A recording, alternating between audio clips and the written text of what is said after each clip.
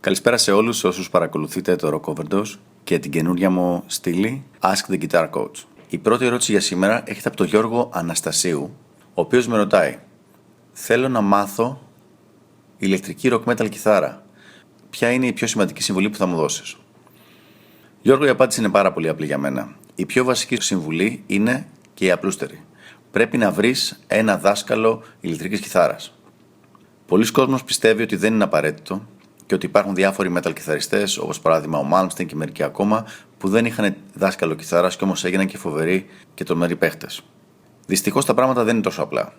Αν κάποιος αρχίσει να μαθαίνει ηλεκτρική κιθάρα από 5 χρονών, έχει τη συνεχή και αμέριστη οικονομική και ψυχολογική υποστήριξη της οικογένειάς του στην ενασχόληση με τη rock metal μουσική, έχει έφεση, ταλέντο δηλαδή, στη μουσική και την ηλεκτρική κιθάρα ειδικότερα, και έχει άπειρο χρόνο να πειραματίζεται και να παίζει.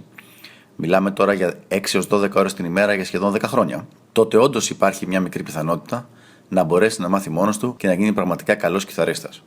Δυστυχώς όμως όλα τα παραπάνω πολύ σπάνια ισχύουν, ειδικά στην Ελλάδα. Οι περισσότεροι αρχίζουν να ασχολούνται με την ηλεκτρική κιθάρα γύρω στα 14 με 18, προσπαθώντας να ξεκλέψουν χρόνο ανάμεσα στα φροντιστήρια, στο σχολείο, στα μαθήματα ξένων γλωσσών και πολλές φορές χωρίς καμία υποστήριξη από την οικογένειά τους. Είναι ξεκάθαρο λοιπόν ότι στην ελληνική πραγματικότητα δεν υπάρχει η πολυτέλεια του άπειρου χρόνου που απαιτεί η προηγούμενη λύση. Ένας δάσκαλος θα κάνει πολλά πράγματα που δεν μπορείς να κάνεις μόνος σου. Το πιο σημαντικό είναι ότι θα μειώσει το χρόνο που σου χρειάζεται για να βγάλεις αποτελέσματα στην κιθάρα περίπου στο 1 τέταρτο. Δηλαδή, αντί να μελετάς ως αυτοδίδακτος 8 έως 12 ώρες, θα έχεις αντίστοιχα αποτελέσματα μελέτης μελετώντας 2 με 3 ώρες. Άρα, αν έχεις σχολείο, πανεπιστήμιο, φροντιστήριο, παρέες, γενικότερα κάποια άλλη ζωή η οποία να τρέχει, είναι μάλλον ο μοναδικός τρόπος να τα προλάβεις όλα και να έχεις και πολύ καλά αποτελέσματα στην κιθάρα. Επίσης, το μάθημα που θα σου κάνει ένας εκπαιδευμένος, και με βλέπεις ότι αυτό το λέω συνέχεια, ένας εκπαιδευμένος δάσκαλος μουσικής, θα είναι φτιαγμένο πάνω στις δικές σου αδυναμίες, αντί να είναι απλά ό,τι έχεις όρεξη να παίξεις εκείνη την ημέρα. Ένα πολύ κλασικό παράδειγμα είναι το εξής. Ο τρόπος που πολλά παιδιά προσπαθούν να μάθουν ως αυτοδίδακτη κιθάρα είναι ότι μπαίνουν στο YouTube και βλέπουν βίντεο και μετά αυτά που βλέπουν τα βίντεο προσπαθούν να τα παίξουν. Μπαίνουν δηλαδή σε ένα κανάλι που έχει απεριόριστα κιθαριστικά βίντεο, διαλέγουν ό,τι πιστεύουν εκείνοι ότι χρειάζεται να δούνε και μετά κάθονται και το μελετάνε. Θέλω να τραβήξω ένα παραλληλισμό με το να πηγαίνει κάποιος σε ένα γιατρό.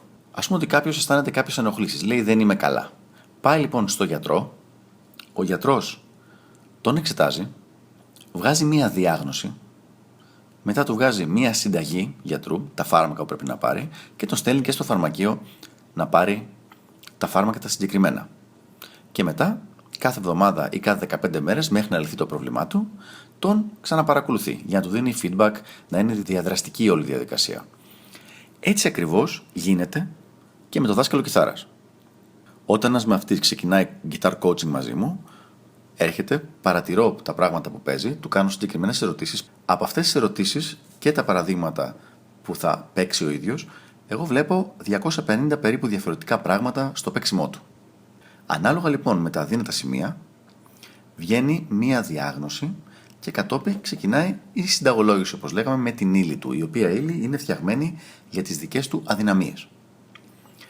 Αυτές λοιπόν οι αδυναμίες είναι που πρέπει να επιληθούν με την ύλη που θα του δοθεί και την οποία θα μελετήσει.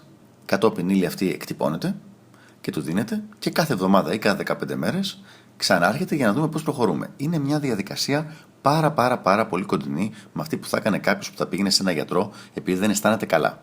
Απλά ο ενδυνάμει κιθαρίστας έρχεται στον καθηγητή γιατί πιστεύει και βλέπει ότι δεν παίζει καλά κιθάρα. Τι κάνουν λοιπόν τώρα οι περισσότεροι όμως οι αυτοδίδακτοι? Οι αυτοδίδακτοι, όπως είπαμε, πάνε στο YouTube ή παίρνουν ένα τυχαίο βιβλίο που τους τράβηξε την προσοχή και βλέπουν και αρχίζουν να παίζουν εκεί πέρα ό,τι τους τραβήξει την προσοχή.